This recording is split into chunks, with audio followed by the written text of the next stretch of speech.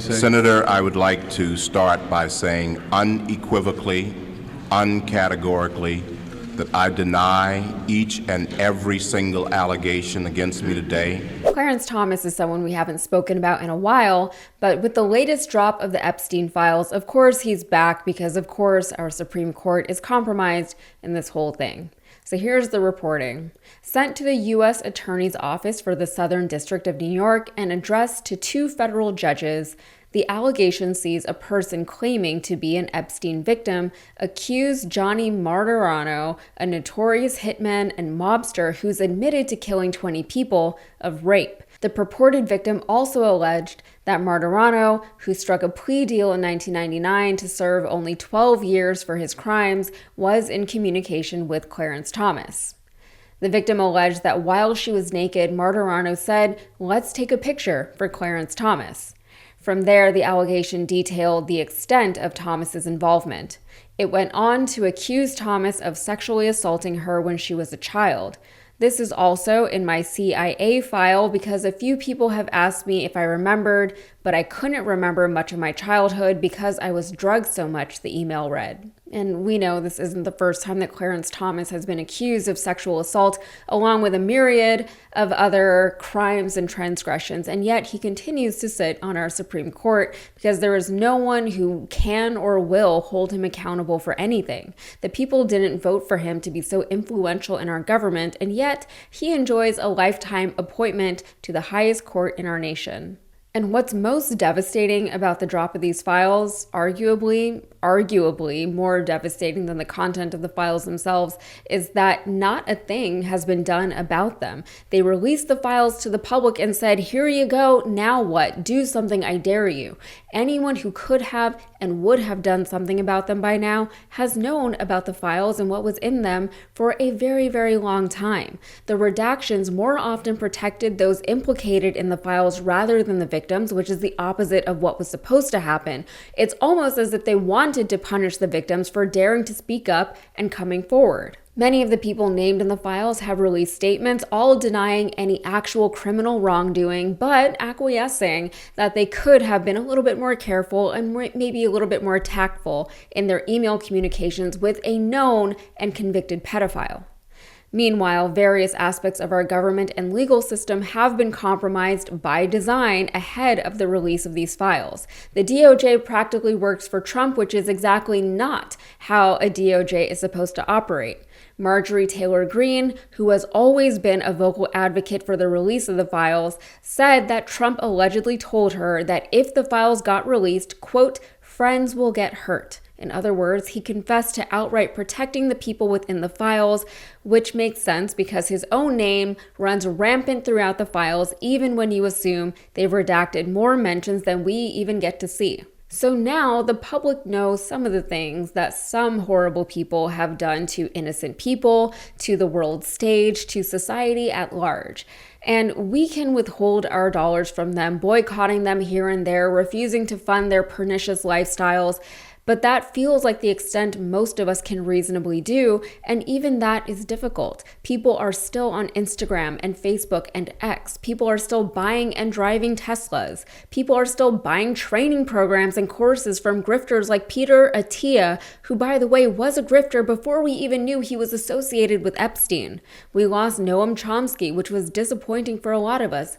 But if a glimmer of hope can be extracted from any of this, there were those who were named in the files who were noted for how unterrible they are. People like Emma Thompson and Penelope Cruz and Zayn Malik were flagged within the files for being too publicly and too vocally anti-Israel and pro-Palestine.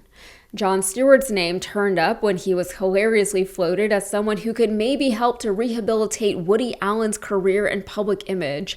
And speaking of Woody Allen, Timothée Chalamet was exposed for being desperate for an Oscar. He was also painted as a victim of the woke agenda when he was pressured by the public to donate the money he received for starring in the Woody Allen film A Rainy Day in New York, though to be fair, there's no word from Timothée Chalamet as to whether or not he truly felt resentful fearful about having to give up his pay. One thing has been made clear from the files, and it's that public image matters a lot to these people, more than I would have thought personally. It comes up repeatedly throughout their correspondence with one another. They're always the victim in their own minds, complaining that people are so mean to them for seemingly no reason at all. But preposterous victim mentality aside, they're always thinking of ways to endear the public back to their side. With all of this, Trump has publicly berated another female reporter who dared to ask him about the files, and overall, his mental and physical health seems to be failing him. Also, the Daily Mail, and take the source for what it's worth, did an investigation into how Trump became president of the United States and who is really controlling him behind the scenes. Spoiler, it's Vladimir Putin, and his possession of Trump started long before Trump even ran for president in 2016.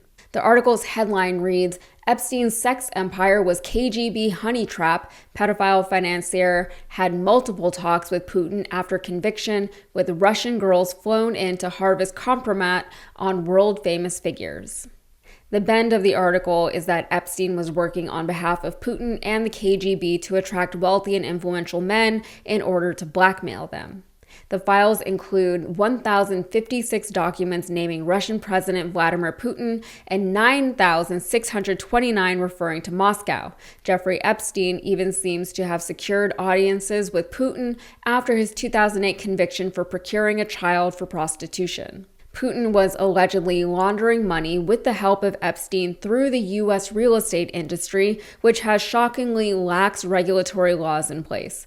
When Trump found himself repeatedly in financial trouble over the years, the reporting found that money he received to keep him and his own real estate empire afloat came from Russia. This was confirmed by Trump's own sons, with Don Jr. stating back in 2008, in terms of high-end product influx into the U.S., Russians make up a pretty disproportionate cross-section of a lot of our assets.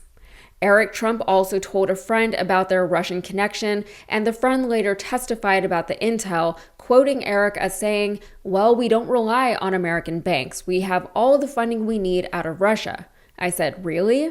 And he said, "Oh yeah, we've got some guys that really, really love golf, and they're really invested in our programs. We just go there all the time."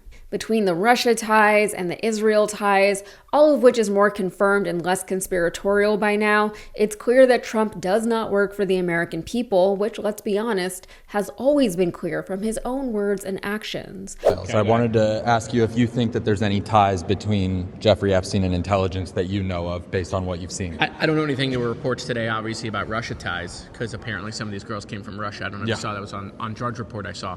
So, I mean, there's been all these, conspiracy theories about Epstein and whether he was working with government services, but today there was a report on Russia. Yeah, we saw the Russia reports as well, and we've reported on the ties between Jeffrey Epstein and Russian intelligence as well. But we also reported that an Israeli spy stayed in his apartment in New York City for weeks on end, several periods of weeks on end. You've never hosted an Israeli spy before? I mean, have not. Everyone's done that, no? Oh, I didn't know you have. You said everyone. Okay. But I have not, and I'm just curious, whether, again, I know your stance on Israel, but I just want to know whether that poses any sort of concern on national security, something you at least look into. No, of course, that all should be looked into. But I just don't go off of, Reddit posts. I want to see actual evidence of it. Well, we've gone through the emails. I mean, I can send you a link to our reporting. This is not Reddit posts. No, I understand, but there's a lot of emails. They don't necessarily mean that it's fact, right? Right. So, but there's obviously... But if you have the former Prime Minister of Israel and then Jeffrey Epstein himself coordinating together to arrange for one of his top aides and spies to stay in the apartment, that is more than a Reddit post, no? No, yeah, and that should be looked into. Okay. Just like Fair. all the Trump stuff is being looked into, just like the stuff with the royal family in England's being looked into, so all of that should be looked into. Yeah, absolutely. But as critical as the U.S. president is in the grand scheme of practically everything, Trump isn't the only one named in the files. Yes, it would be nice if he would go away, especially because of them, but it would be nice if plenty of other people found some sort of justice as well. For now, it's unclear where that justice will come from.